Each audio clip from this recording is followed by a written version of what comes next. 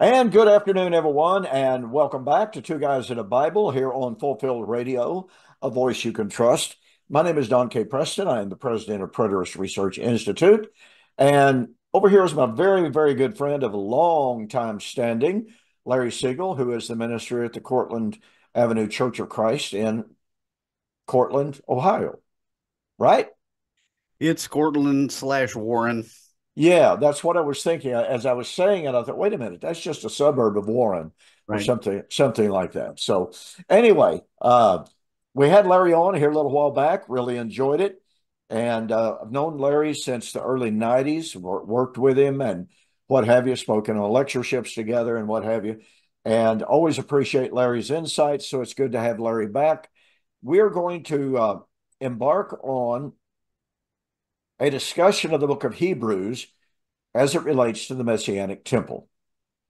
And Larry, I got to tell you, when I went to preacher school, I had already become familiar with the book of Hebrews, but we had a professor there for whom the book of Hebrews was his very favorite book.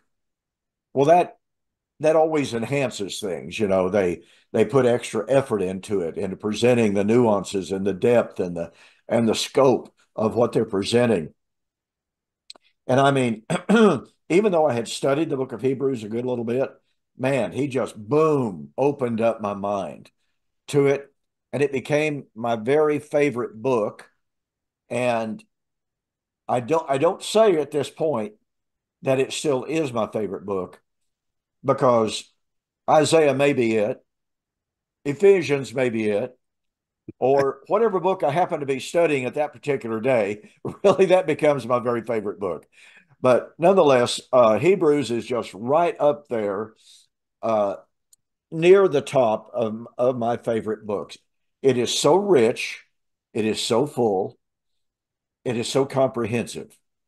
And when it comes to the subject of the Messianic temple, it has a tremendous amount of things to say that should challenge anyone that has a concept of a yet future restored literal physical temple. Why don't you give us your initial thoughts on this? Well, we had several seminars over the course of our years together, and here in Warren, and also the Predators Pilgrim Weekend. We did a Right. study in Hebrews. Both were excellent times of understanding. Of course, since that time, our understanding of these things has increased, and uh, Hebrews is an amazing letter. And, there are skeptics who say, well, we don't know who wrote it. We don't know when it was written, third century AD or something, which is ridiculous. But when you examine the context inside the letter and the arguments that are made by the writer, could have been Paul. A lot of people think that. I won't argue either way. Right. When I was in school, we had to do a paper on the author of Hebrews, and just to be obstinate, I took the view that Apollos wrote it. So Well, he was an eloquent man. He's the only one in the New Testament that's ever called eloquent, and Hebrews is certainly eloquent. that's true. Oh, I should really turn the phone off when these things go. That's why they put a little mute button on the thing to turn it off. Sorry Yes, you're about that. exactly right. Just in sitting here, just in the time that we've come on air, my phone have got, I don't know, three or four different messages come up on it. Like, no. But the letter of Hebrews is progressive in the way that it begins in talking about the end of these days, or these last days, that God had spoken in other ways in times past, that God was bringing all these things to a consummation and establishing something that was better than what had been previously under the old covenant. And really, the book is a comparison between the two covenants. Oh, There's this one, and this one's better. And the writer, by inspiration, gives us the reasons why it was going to be better. And it's an amazing testimony to that fact. And the development of the high priestly nature of Jesus, according to the priesthood of Melchizedek, and all of those things that are related to that as they move forward in the chapters. You get up to chapters, 8 through 10, and he begins to talk about those things, and it's a grand crescendo Absolutely. in the way that's put together. It's a beautiful book. Well, it absolutely is. And while we're going to be focusing on the temple as we proceed, I would like to begin with chapter 1, verse 1 that you've already touched on ever so briefly. God, pardon me, God, who at sundry times and in divers manners spake in time past by the fathers, has in these last days. Now, Larry, it's my contention, and I think you'd probably agree with this, that when we see that term last days, the writer is drawing on the Old Testament prophecies of what was to happen in the last days. And chief among them, number one, Genesis 49. Here, Jacob gathers the 12 sons together, and he says, I will tell you what shall befall you in the last days. And then he begins to say things that never came true until the first century. What we find is that the history of Israel is divided into two parts. If you look at the text in the Old Testament, it talks about the former days and the latter days. Right. And the history of how it would be brought forward into the last days. A lot of people look at the New Testament and say, well, when it says these last days, it's talking about the end of the Christian age. Really? Right. Mm-hmm. And that doesn't follow the flow here. First of all, you wonder, now who was this letter written to? Oh, it was written to the Hebrews. So therefore, the Jewish Christians of the time in the first century, I believe to be the remnant, according to the election of grace that Paul talks about in Romans 11, he's writing to these Christians who, for whatever reason, the time has passed, the decades have gone by, the temple's still outside their window, the priesthood is still operational, the sacrifices are still being offered up, people are still observing the feast days, all of those things. And some of them have begun to lose their grip on the reality of what they have in Christ and what Christ was working toward in bringing all of his enemies. He was ruling in the midst of his enemies in his pre-end of the age reign. And the book of Hebrews says, look, don't give up your faith, because the consummation of these things, the fulfillment of these things, you're already tasting the powers of the age to come. Hold on.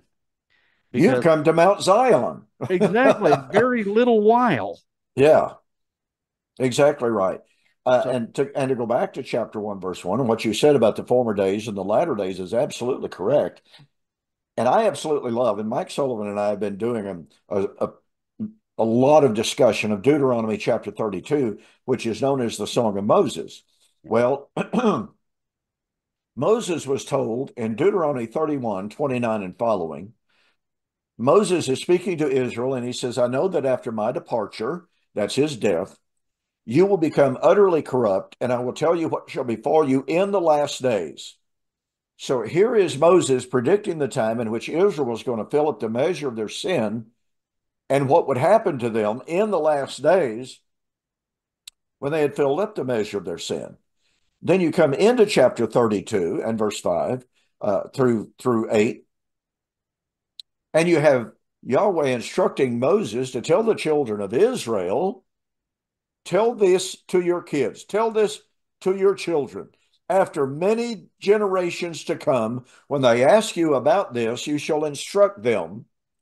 And then in chapter 32, 19 to 21, and again in chapter 32, 29 to 32, oh, that they, that is Israel, was wise.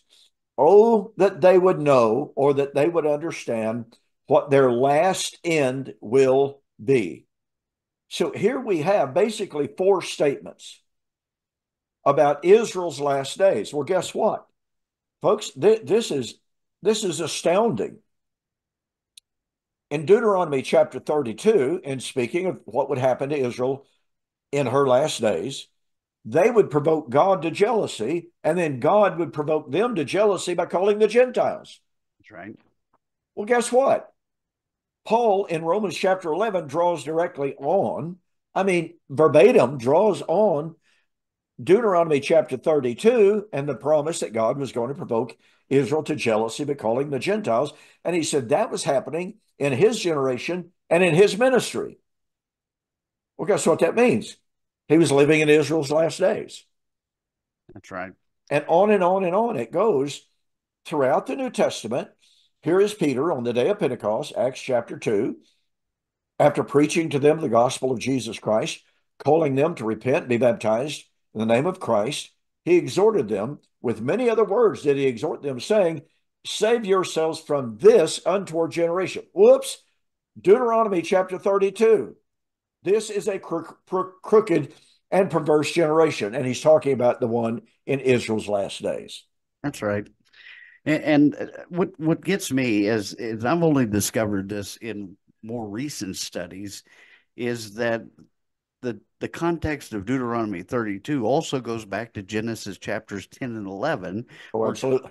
God set aside those nations at that time, because in chapter 12, after he's confused the languages and scattered them in chapter 11, guess what? He calls Abraham, because Abraham and Israel would be God's portion, while these other nations were going to go astray and go their own direction. I believe it's talking about Romans chapter 1 right there. God gave them over. Yeah. And what happens in these last days, he confused the languages there in Genesis chapter 11. Well, guess what? On the day of Pentecost, they spoke in tongues and they heard him speak in their own languages. God undid what he did back in Genesis chapter. It was reversing the whole thing. And the door was being opened up to reclaim those very nations that were listed in Genesis chapter 10. It's amazing. Well, it And it really is. And I only had 32. I had never looked at it in that way until I read your comments on Facebook, and I was like, "Whoa, boom, that is awesome! I, you done good." It's none of it's original with me, so I Chalk can't. that one right up for you. But I did make the connection there of saying this is what was going on in the last days, and even the person, which Michael Heiser put some of this together, but Oh yeah, he missed the connection in the fact that he remained a futurist. He didn't see the fulfillment and how it was taking place during the. He even mentioned it during the ministry of Paul, how the map of Genesis 10 is exactly the same as the map of Paul's missionary journeys. exactly, exactly. Heiser was an amazing scholar. I mean, a truly amazing scholar. And it makes you wonder at times if he got so wrapped up in this heavenly council thing that he couldn't see the forest for the trees with so many of the things that he was saying that pointed directly to covenant eschatology. Well, if he'd lived another 30 years, he would have been over here. Oh, I'm convinced of that. Yes, I really am. Just like an awful lot of other people, to be honest True. about it. That's true. But nonetheless, this whole concept of the last days, folks, you know, I do not see. I'll be really honest with this. And I've had countless encounters with dispensationalists who believe that we're living in the time, and boy, all you got to do, I mean, immediately after October the 7th and Hamas's attack on the folks over there in the land of Israel, YouTube just absolutely lit up with comments. We are living in the last days. The Great Tribulation has begun. And this is the abomination of desolation. I mean, people were just off the wall in their predictions of the last days, Right.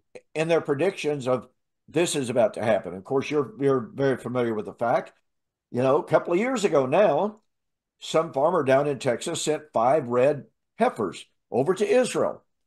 Oh, the internet blew up. This is it. Because after all, you've got to have the ashes of a red heifer to purify a Levitical priesthood. Troublesome is the fact. They don't have any genealogies to identify a Levite. No. Oh, by the way, let me make this observation, and I don't want to get too far afield on this, even though it will segue back into the book of Hebrews when we talk about the priesthood later on. And priesthood is nothing less than a subject of the temple. But nonetheless, you've heard me say I have a good friend in Israel. And he is a brilliant, brilliant scholar. He is considered to be one of the best Hebrew scholars in the world. 2 of his sons are leading rabbis in the larger synagogues in the land of Israel. So I get to pick his brain. I get to ask him tough questions, and we have a lot of fun together. Yeah. Now, obviously, we come from totally different perspectives and everything, but I don't pull my punches. He doesn't pull his. We just say what we believe and what have you. Well, I asked him not long ago, well, I guess last year, I said, I want to know how you feel about all of this hoopla about a temple, rebuilt temple, and a new priesthood, and the fact that they claim that they're making or training a priest for a rebuilt temple. And to be honest about it, he doesn't, even though he's observant, he's an observant Jew, he says he doesn't pay a lot of attention to a lot of that. And I found that to be fascinating all by itself. But nonetheless, I said, how do you deal with the fact that all of the genealogies were destroyed in AD 70? And he said, well, since all of the genealogies were destroyed in AD 70, our basic philosophy now is if somebody claims to be a Levitical member, we take his word for it. Say what? So, so, Well, now so I want you to know, Larry, that I now identify as Bill Gates' long lost son. okay. Well, Okay. you do realize, okay, I have a Jewish last name. Siegel, Yes. the Jewish last name. Do I get to be a Levite now? If you claim to be a Levite, according to my friend, evidently you could be that. Well, I, people I was can literally stunned. I was literally stunned by that, especially in light of passages like Ezra chapter 2, 62 through 65, I think it is, as they've come back out of Babylonian/Persian captivity, and they're rebuilding the temple. And here is a group of men who claimed that, well, in fact, they said they wanted to be priests. But it says that a search was made of the records, i.e., the genealogies, and no record of them was found, therefore they were excluded. Hmm. Okay, so without records, a claim to being Levites was not valid. So now they take the position, well, we have no records, but if you claim to be a Levite, you're okay. You're a Levite.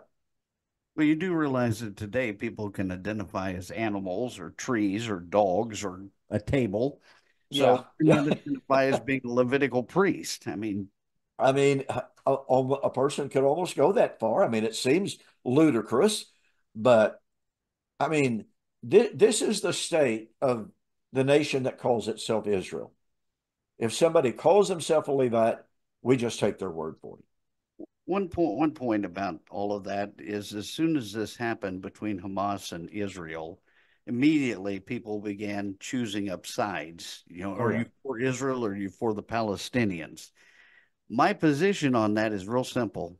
I don't want to see people die on either side of the issue. it's exactly how I feel. I want to see people healed and, be able to live in peace and harmony, not to be killed, not be killing each other. You know, my trouble with Hamas is the fact that their official position is genocide. Okay. Now, I hate to see any young man get wrapped up in that mentality, okay, and die as a result of it. Everyone ought to have a place to live and to live in peace, okay? I don't have to agree with their ideology at all to say, you know what, they have a right to live their lives. They have a right to go to the grocery store. They have a right to go to the movies. They have a right to go out to eat and without worrying about being blown up by some radical somewhere. And the same is true of the folks who live in Israel. Now, I don't believe that they're old covenant biblical Israel No. because God's covenant with Israel was completely fulfilled. There is no such thing as God's chosen people by the bloodline of Abraham. But guess what? Those people deserve a right or have the right to live in peace. Amen. And so, uh, like I said, I agree with you in that assessment. And the only thing that's going to change that, and I've said this on many, many occasions, covenant eschatology is the solution to that. And I will even say this and it's certainly not floodgates, but I am getting an increasing number of orders for books from people in Israel. I wish I could say that it's a floodgate, that the floodgates have opened, but I can't do that. It's a trickle. It's here, it's there, it's, every once in a while. But the very fact that there are some people in Israel who are willing to read preterist literature is really kind of interesting, and it's very, very encouraging. It doesn't take but one powerful, powerful person to start turning the tide. And so we can always hope and pray that some of these people who are becoming interested in covenant eschatology will begin sharing the word. And I understand it's dangerous over there. You're not allowed to proselyte. We can talk about they're our best friend and they're just great and all this kind of everything like that. But if you try to convert someone to Christ, you can go to jail in Israel. That's all there is to it. And so all of that aside, okay, I want to get back to this concept of what Hebrews chapter 1 is talking about. It's talking about the last days of Israel. Larry, you and I were raised. I will say I was certainly raised. You had a little bit different upbringing than I did. But I was raised believing that the day of Pentecost was the beginning of the last days, i.e., the beginning of the church age, and that we've been in the last days for 2,000 years now. I just took it for granted. And I never even questioned it until all of a sudden I start seeing all of these passages from the Old Testament.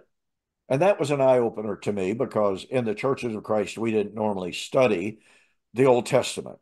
You got all these really, really cool, neat stories. You got Noah and the flood, you got David and Goliath and blah, blah, blah. But you don't study the Old Testament for theology. You just don't do that. That's the old Bible. That's the old Bible. When I began to see how the New Testament writers were consistently drawing on the Old Testament prophecies of the last days, the coming of the Lord, the judgment, the resurrection for their eschatology, it's like, I've got a problem here. My tradition is wrong. And so that really gave me an incredible, incredible eye-opening experience of how to view the last days. Well, as time progressed and as I studied more and more and more, guess what? I wrote a book, The Last Days Identified. Yep. And in it, I set forth the reasons why the last days cannot be identified as the Christian age at all. That is a completely wrong identification. Jesus identified two ages, this age and the age to come. And when you look at the biblical framework for all of that, the last days, when you get to the book of Acts and he quotes from Joel 2:28 to 32 as being the beginning of, as being the last, I believe the last days began with the ministry of John the Baptizer. The moment he said the axe is laid at the root of the trees, Israel entered into their last days. That's exactly right. And the thing is that the Bible never talks about last days of related to the new covenant. Right. It's always related to the things that would, the time that would come when Hebrews chapter 8, if we get there, the old was going to fade away, going to pass away. And so, he begins the letter here by putting this in the context of these last days, right here, talking to the Hebrews. These are your last days. That's right. Days of the Jewish age. I will never forget, and I've told this here on Two Guys in the Bible with William, but I think it's apropos and it's interesting. I had two formal public debates with Dr. David Hester, professor at Montgomery or Faulkner University in Montgomery, Alabama. And the second debate held there in Alabama. In one of my presentations, I made the comment, and we had a pretty good size building full, very, very good crowd. And they were mostly his people. But I had charts up identifying the last days. And I said, now, my position, ladies and gentlemen, is that the last days refer to the last days of the Old Covenant age. David's view is the last days refers to the Christian age, which will one day come to an end at the coming of the Lord. I said, now, here's a point that I want you to get. I said, it seems very, very simple, but it is incredibly profound. The Christian age has no end. And Larry, there was a visible shockwave went through the audience. As I looked out on the audience, I saw people turning to one another going, you know, they were stunned by that. It truly is such an incredibly simple fact, but it is established both in the Old Testament and in the New Testament that the age of Christ and the new covenant has no end. And yet, constantly, what we hear, what I used to teach as a young minister is, we're looking for the end. We're looking for the end of the age. What age? Christian age. We're looking for the end of the age. What age? The new covenant age. And yet Jesus said, let me see, heaven and earth will pass away. My words, that's the new covenant, will never pass away. Hebrews 13:20 talks about the everlasting covenant. Absolutely. And like I said, it's such a simple fact, but when you compare that really, really, really simple fact with what is taught in the amillennial world and in the postmillennial world as well, all of a sudden you've got a huge disconnect. The Bible, the age of Christ, will never end. The church will never end. The new covenant will never end. Versus amillennial and postmillennialism. Well, the church, okay, the church won't actually end. It will just enter a different phase where it doesn't function like it's functioning now. No, that's not what the Bible says. Or we're told, well, Paul said Christ would rule until the end when he delivers up the kingdom to the Father. And a well-known preacher that you and I both knew, Wayne Jackson, said, now what Paul is teaching here is that the time is coming in which Jesus will cease to rule. He will end his reign. Well, that's not what 1 Corinthians 15 teaches. He would deliver up the kingdom to the Father. Well, what kingdom was it going to deliver up?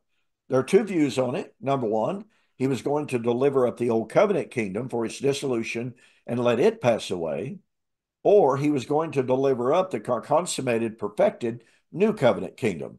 I kind of vacillate between those two positions, but nonetheless, neither one of them deals with the end of Christ's rule and reign.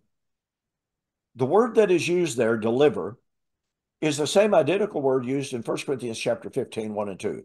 Paul said, moreover, brethren, I declare unto you the gospel which you have received, which you heard, which you have received, which you have obeyed, wherein also you are saved, if you keep in memory that which I have delivered unto you. Now, so the question is, and it's identical Greek word is used in verse, 25, I think. He would deliver up the kingdom to the Father. Identical Greek word. So if you're going to say that Jesus will one day surrender the kingdom and no longer rule, no longer reign, which violates Revelation 22, verse 3, by the way, but nonetheless, if you're going to say that, then you got to say that when Paul preached the gospel to the Corinthians, he surrendered it, he abdicated it, gave it up, and no longer had it. And I suppose Peter was wrong when he talked about the everlasting kingdom of our Lord and Savior Jesus Christ in 2 Peter 1:11. Right. Everlasting kingdom. Yeah. This whole concept of the end of the Christian age and that the Christian age is the last days just flies in the face of everything the Bible has to say about, number one, what we've already seen, and that is the Old Testament identifies Israel and her last days, never the last days of Christ and the new covenant. I was raised hearing really powerful lessons. Daniel chapter 2:44. predicting the days of the Roman Empire. The days of those kings, the God of heaven shall set up a kingdom that shall never pass away. It will never be destroyed.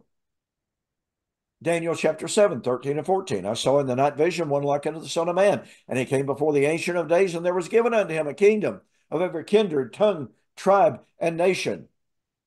And his kingdom shall never be destroyed, never pass away.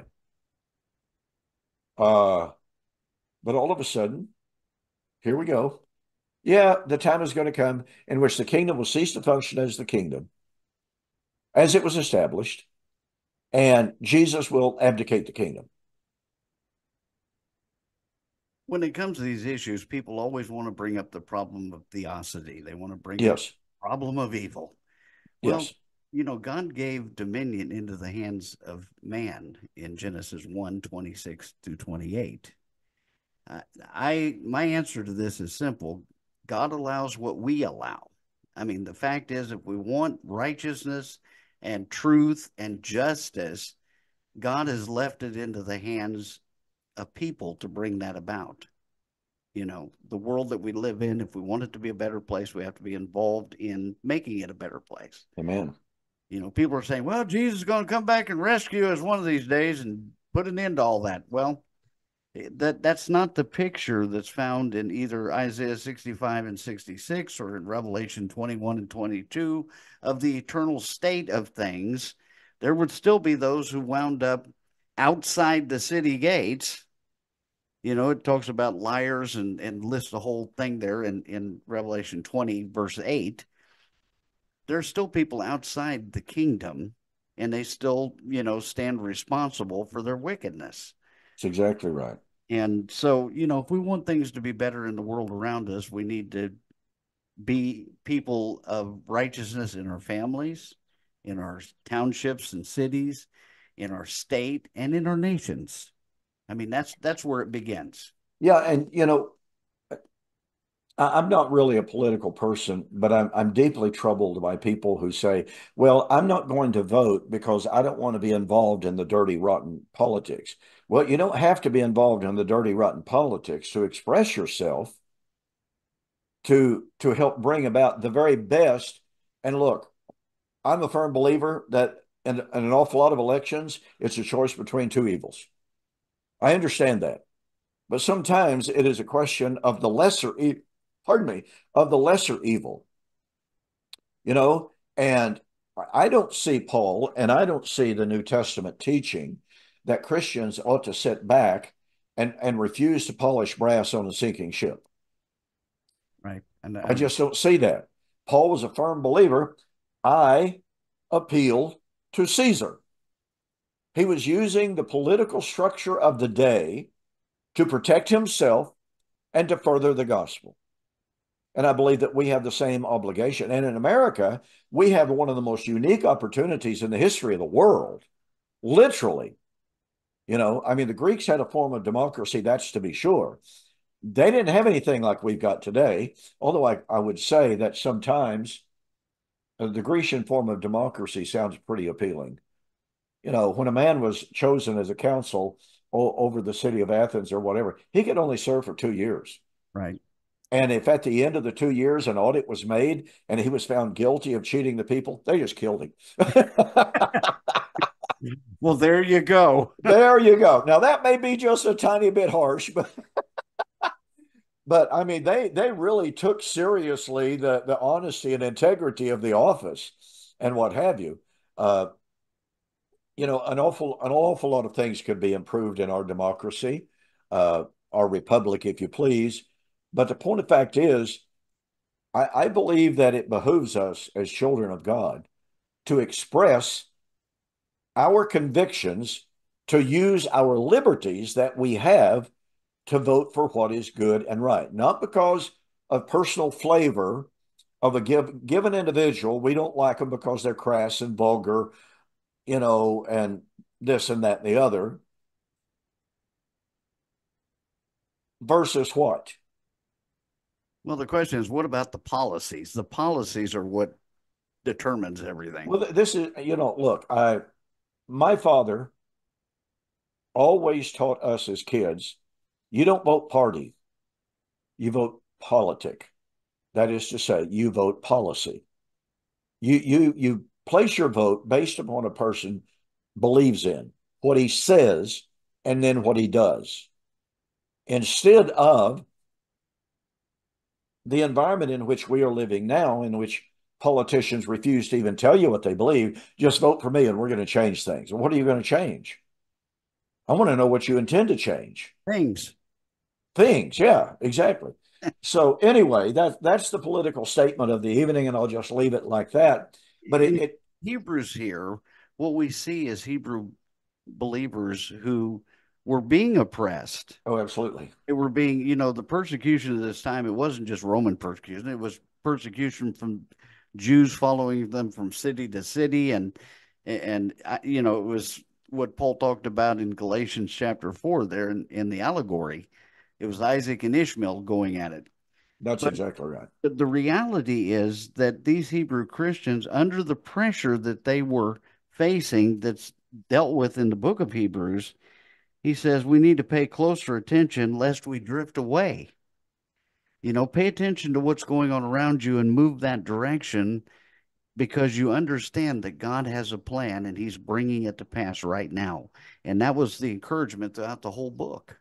That's exactly right. That's And exactly right. so, yeah, Okay, so when we set the context for the book of Hebrews, and we understand that it is set within the context of Israel's last days, then we can come back to this subject of the Messianic kingdom and the Messianic temple, because Israel's last days hope was the Messianic kingdom. Israel's last hope was Isaiah chapter 2, verse 2 and following. It shall come to pass in the last days. The mountain of the Lord's house. Folks, that's the Messianic temple. The mountain of the Lord's house shall be established on the tops of the mountains and exalted above the hills. And many people shall say, come, let us go up to the house of the God of Jacob, for he will teach us of his ways, and the law shall go forth from Jerusalem. Folks, this is Messianic temple through and through and through. So when the writer of Hebrews starts off and says, we're living in the last days, folks, then one of the most pivotal Old Testament prophecies of the last days is, in fact, Isaiah chapter 2. it's amazing because in chapter 1, he talks about the angels and Christ and his divinity and so on. When he gets to chapter 2, he makes a comment. He says, "For it was not to angels that God subjected the world about to come." The fact is they were living in expectation of the arrival of that new age and that new world that was on its way and being established. The new covenant was being established at the time. And, I've run into several people recently that have said, well, if the end has come, then there shouldn't be anything left. It should all be, there's no gospel, no reason for salvation, no law, no nothing. They're missing the point because that's like building a house. And when the house is built, saying, well, we don't have anything to look forward to. It's done. It's over. We've got nothing. You get to live in it. Yeah, I run into people like that all of the time, and it's really ludicrous. And I haven't even watched the movie all the way through, but I know the movie Noah, when Noah and his family came out, they came out on the ark, okay, and they walk out, and Noah's wife views the devastation and views all the death and destruction and everything, and she utters the words, "It's the end of everything." And Noah says, it's the end of everything. It's the beginning of everything. That's fantastic. You would have thought Russell Crowe was reading, covenant eschatology material, because that's exactly, the group of people that call themselves Israel only. Well, they claim everything was over in AD 70. The kingdom ended, the gospel ended, and I've asked over and over and over again, when Jesus said, heaven and earth shall pass, my words will never pass away, are you telling me that what he really meant was it will end in 40 years? And I say yes. Jesus was an extremely poor communicator. I mean, come on. You know, you were talking about Isaiah earlier. There are passages throughout Isaiah, one of which says that salvation would be from generation to generation. It wasn't going to end at the end of the last days for Israel, but it would be from generation to generation. Yeah. And so, you know, there's a mandate that goes along. The gospel is called in Revelation 14:6 the everlasting gospel. Yep. It doesn't lose its power. Christ, you know, still has the power to save through his blood. You've been talking about atonement on your other programs and so on. I mean, it's an amazing there's so many ideas about atonement out there, but it's an amazing concept, the understanding that it was to bring about three things. It was to bring about redemption, reconciliation, and restoration, the three R's. Yep. That was God's plan and purpose from the time of Adam and Eve and the fall in the Garden of Eden onward, was to restore what Adam lost, which was relationship with God. It didn't have to do with grass clippings or frogs or any of those things. It had to do with relationship with God. That's what they lost. As I often say, it wasn't about bugs, slugs, and mosquitoes. Exactly. Yeah. It wasn't about tissue. It was about relationship. And when people begin to see that, and I've been expressing it, you try to find the most succinct, most powerful, most effective ways of communicating profound truths as simply as powerful and powerfully as possible. And as I've been sharing with people, and I shared this with a wonderful lady that I communicate with, she asked me lots of questions, very good questions, I might also add. And I said, when we understand just exactly what you were saying there, that the gospel is for redemption, reconciliation, restoration. Okay. But I said, what we have to understand, and her questions were about resurrection, because I throw resurrection into that as the fourth R. But I said, what we have to understand is that sin brings alienation, which is death, which is alienation is separation, which is death. Forgiveness brings reconciliation, restoration, and resurrection. That's right. But it's all about sin. And when we start focusing on the biological body having to come out of the physical dirt in order for our salvation to be consummated, we're not talking about relationship there. We're talking about somatic substance. And it doesn't work. The three elements in Scripture was the law, the sin, and the death. The answer to the law was justification. The answer to the sin was sanctification.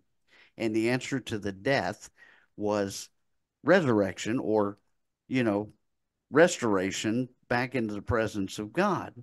And I agree with you. You know, the law, the sin, the death, justification, sanctification, glorification, those three elements answered those specific three problems. And however we put that, that's what Paul was getting, or the writer of Hebrews, could have been Paul. That's what he was getting with in this letter, in telling them what was better about the expiation, the propitiation that Christ provided. And it was bringing them into that messianic temple. You know, the book of Revelation pictures the New Jerusalem in the dimensions of the most holy place. I mean, that's where God brings us, into the Holy of Holies, into his very presence. And the book of Hebrews talks about how the things pertaining to the old and the temple system, the priesthood, the sacrifices, all those things were insufficient to accomplish God's purpose. Absolutely. And I want to drive this home by going to a passage. You almost don't hear it mentioned except in theological treatises and commentaries, but that's in Romans chapter 5. Now, what we just went over, folks, is the fact that sin brings separation, alienation, and death. Forgiveness brings reconciliation, restoration, and resurrection. Well, guess what? Forgiveness also brings righteousness, which is life. And in Romans chapter 5, I want to share with you some passages here. we very often talk about, well, death reigned from Adam to Moses, even after those who did not sin after the similitude of no Adam, et cetera, et cetera. As by one man sin entered in the world, even so death entered, et cetera, et cetera. But wait a minute. Verse 15, the free gift. Now, what is the free gift he's talking about? It's life. It's life. His whole subject is death and life and death. And it's sin and death. But now he's going to shift from sin and death to, guess what? Righteousness and life. And this is so incredibly important. So, verse 15, the free gift is not like the offense. For if by one man's offense, watch, many died, much more the grace of God and the gift by the grace of the one man, Jesus Christ, abounded to many. Well, okay, if death entered through Adam and something else came through Christ, what is it that came through Christ? It's life. And the gift is not like that which came through the one who sinned, for the judgment which came from one offense resulted in condemnation. It resulted in death. The commandment came, sin revived, I died, Romans chapter 7, verse 4 and 5. But the free gift, which came from many offenses, resulted in justification. There's what you were talking about a moment ago. For if by one man's offense death reigned through the one man, or through the one, much more those who receive abundance of grace and of the gift of righteousness will reign in life through the one, Jesus Christ. Folks, this juxtaposition here is Adam, sin, death, versus Jesus, righteousness, and life. It's not about, well, Adam became biologically mortal the day he sinned. Yeah. Now, in Christ, one of these days, we're going to get an immortal body. No. Adam, sin, death. Jesus Christ, righteousness, and life. This to me is one of the most powerful passages, and it segues beautifully into Galatians chapter 5, 20 and 21. If a law could have been given that could give life, then verily righteousness would have been through the law. You see how he's contrasting, or conflating, I should say, conflating righteousness and life. But it wasn't available through the law, because what did the law do? Well, the law, which was intended for good, Paul said, wound up bringing death to me. But Paul says now, through Christ Jesus, we have righteousness. Here's something to think about in Romans 5. And throughout the book of Romans, you see Paul taking both communities, Jew and Gentile, for all have sinned and come short of the glory of God, and so on. But here in chapter 5, he talks about the many, and then he talks about the all. Yeah. I still think, Jesus said he came to give his soul a ransom for many. Paul said Jesus came to give his soul a ransom for all. Yeah. Jew and Gentile are mentioned here. He talks about the many and the problem with that. That's talking about Israel. When he talks about the all, he's including the Gentiles in the problem. That's how I see this. I don't know if you want to put that kind of emphasis on many or not, but many. Many can be used. I don't think the proper word or definition is aphorism, but the whole point of it is that the word many can very often, and it can be used as a heterosis, but the word many can refer to the totality. Right.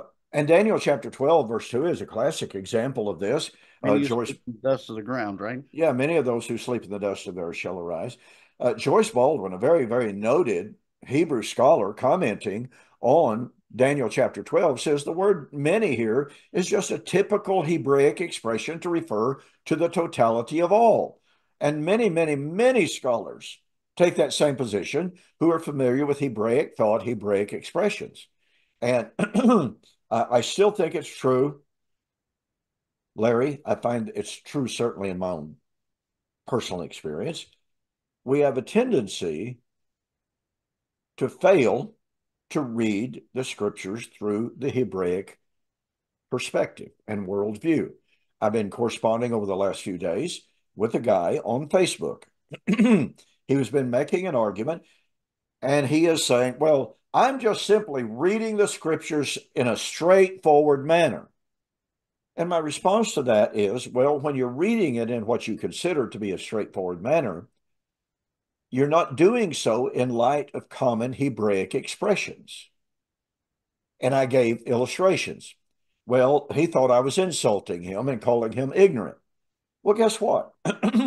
I've been ignorant of an awful lot of things. I'm pretty sure I still am ignorant on an awful lot of things. And I'm sure some people will pick up on that and say amen. But but nonetheless, I don't claim to be the final word in understanding Hebraic expressions. I do know something about it, however, and in the case that is under consideration of this gentleman on Facebook, I knew that he was not understanding. He was ignorant, not in some malicious, dishonest manner, but he was naively ignorant of the common Hebraic expressions that lie behind the passages that he was reading, causing him to put a wrong twist on it. Well, someone said that any common Israelite who lived 2,000 years ago in that context would have been able to understand these things perfectly.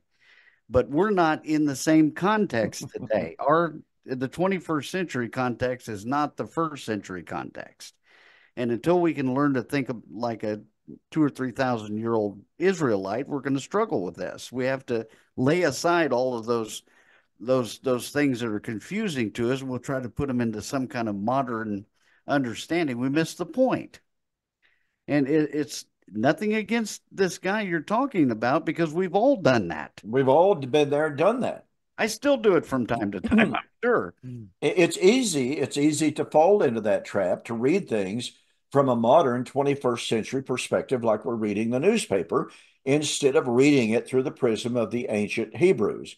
And pardon me, a classic example of this is the fellow that I'm supposed to debate in October the 12th, by the name of Richard Carrier. He's a world famous atheist. Today, I watched a video by him. And the video was entitled, well, this is a rough paraphrase of the title, of how the book of Daniel and its failed prophecies gave rise to Christianity.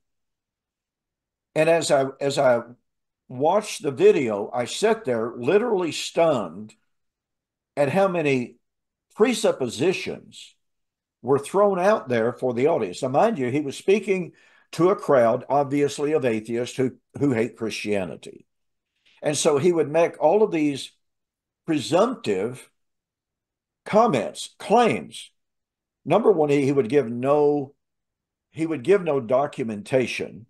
He was just standing there as a scholar. Now, I understand he wasn't giving a scholarly paper at a scholarly symposium.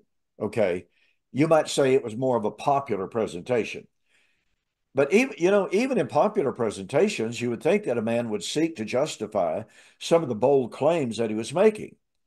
And so, as I sat and I listened to one statement after another statement after another statement, and listened to him reading into these texts about the coming of the Lord on the clouds, to destroy the creation, et cetera, et cetera. And he was literally taking it for granted that language is to be taken literally, of physical material creation being destroyed. Well, see, that's a great point, because, okay, we have the letter of Hebrews here that we're talking about. So the person who receives this letter and is reading it, chapter 1, verse 10, he quotes from the Old Testament, says, "You, Lord, laid the foundation of the earth in the beginning, and the heavens are the work of your hands. They will perish, but you will remain. They will wear out like a garment, like a robe. You will roll them up like a garment, and they will be changed. But you are the same, and your years have no end." God's going to literally roll up the heavens and earth like a garment, really? Yeah. Or do we understand that in the context of what an Israelite would have understood about apocalyptic language throughout the Old Testament in Right. describing those things. So the Hebrew Christian here wouldn't say, well, this can't apply to us. This must be for 2,000 years from now.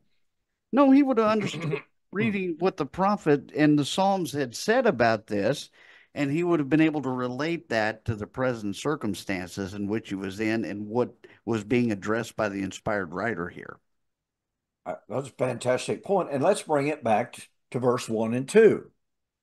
If you're a Jew, pardon me, 2,000 years ago, and you're reading an epistle here called the book of Hebrews, and from the first chapter until the last chapter, it is recalling old covenant prophecies of Messiah, the messianic temple, the messianic priesthood, the messianic sacrifices, the resurrection, the kingdom, etc., etc.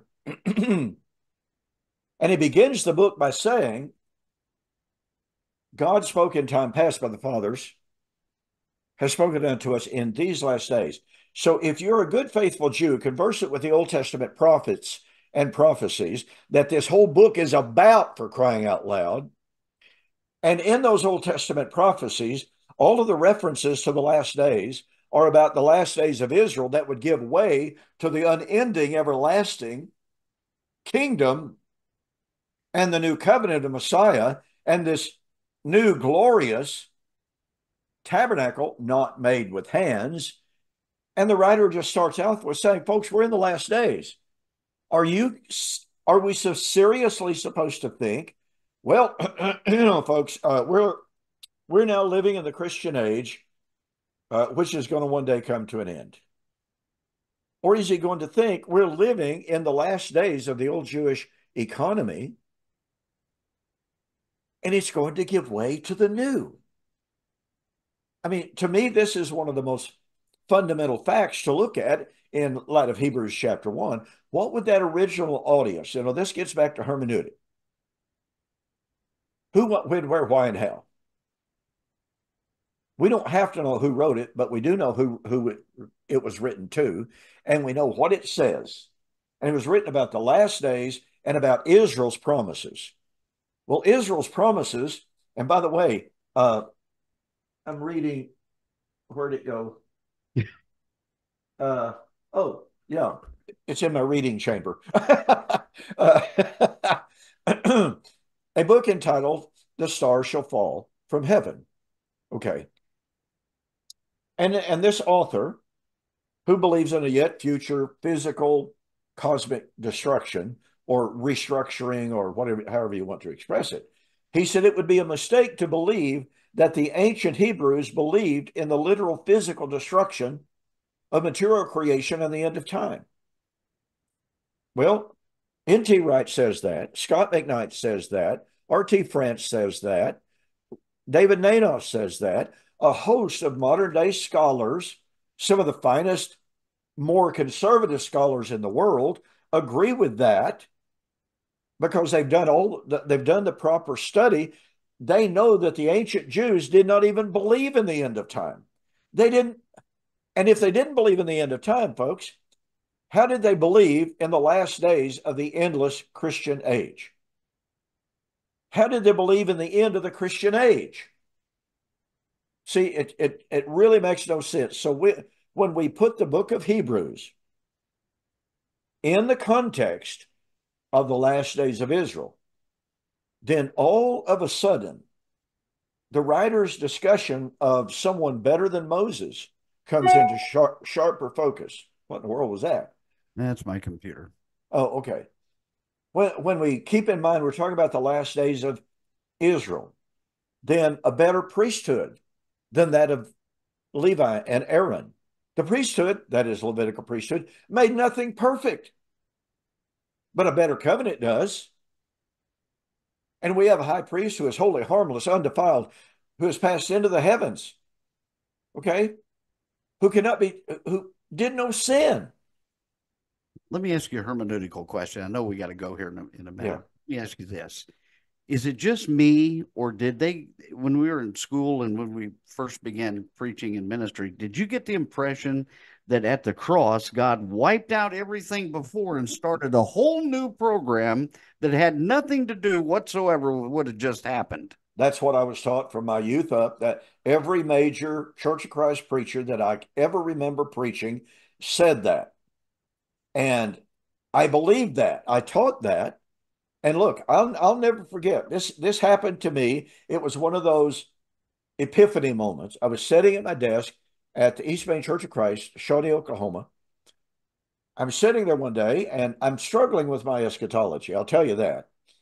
But I'm reading Luke in Acts 24, 14 and following, 13 and following, where Paul says, and he's on trial. He has stood before the Sanhedrin. He's proclaimed himself a Pharisee, and the Pharisees immediately say, you're an awfully fine fellow. After all, okay. So now he's in front of Felix. And he says, this I confess to you, that after the way that they call a sect, so worship I the God of my fathers, believing all things that are written in the law and the prophets, that there is about to be resurrection of the just and the unjust. And Larry, the sky fell on me. Because I'm sitting there going, wait a minute.